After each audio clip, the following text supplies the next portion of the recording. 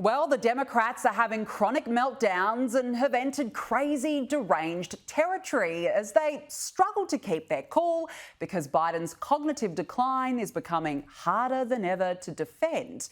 Here is Democrat Representative Deborah Dingell short-circuiting on live TV when asked about Sleepy Joe's capability. I do just want to ask you again if you think President Biden is the strongest person at the top of the ticket to win Michigan in the fall. He's the candidate right now. And these are, do you beat your wife kind of questions. Do you beat your wife kind of questions? Wow. And you know you have a big problem when your own party refuses to back you. Here is Democrat Senator John Hickenlooper, who refuses multiple times to say whether he backs Biden as their nominee. Do you think President Biden can win in 2024? You know, I'm holding off on that whole discussion. Let's get NATO done. I mean, are you waiting to see his performance at the press conference tomorrow to make a decision? Well, I'm watching, but I'm going to hold off on having the discussion. And even Nancy Pelosi has cracked. I'm not going to be making any comments in the hallway about the fate of our nation. Okay? Do you believe he should run for re-election? I'm not speaking English to you. I'm not going to be making any statements about any of that right now in the hallway.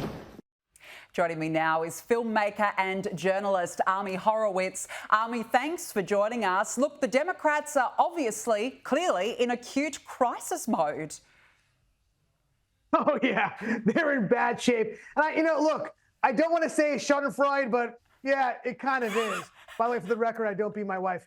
Look, this is all insanity, and it's what's amazing. I'll tell you what the takeaway for me is that Trump is able to control himself and not go nuts on this. He is letting this all play out. Look, when your opponent is self-imploding, you just let it happen and don't interfere. And that's what he's doing. All the Republicans and the Trump campaign have to do when it comes to running ads is just run the ads of Democrats saying, we don't want him running. The New York Times saying, you got to step down.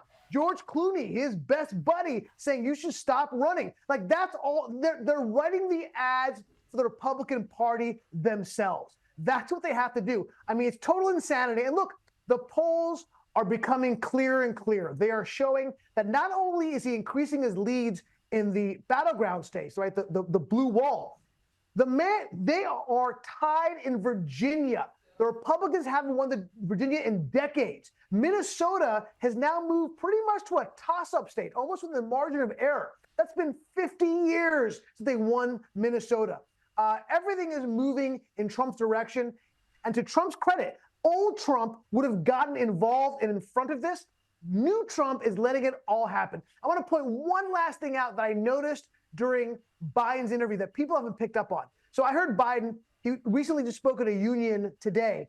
I had to keep continuing raising the volume on my TV because I couldn't hear the man. But the one thing I noticed about his interview with ABC, with George Stephanopoulos, is that if you listen to the interview, the ambient sound was very, very loud. As somebody who's in the film business and who edits, what I understood was that they had to keep doubling his sound in post in order to hear what he was saying. Look, it is unbelievable what's unfolding in front of our eyes. And to Trump's credit, he's sitting back and letting it happen.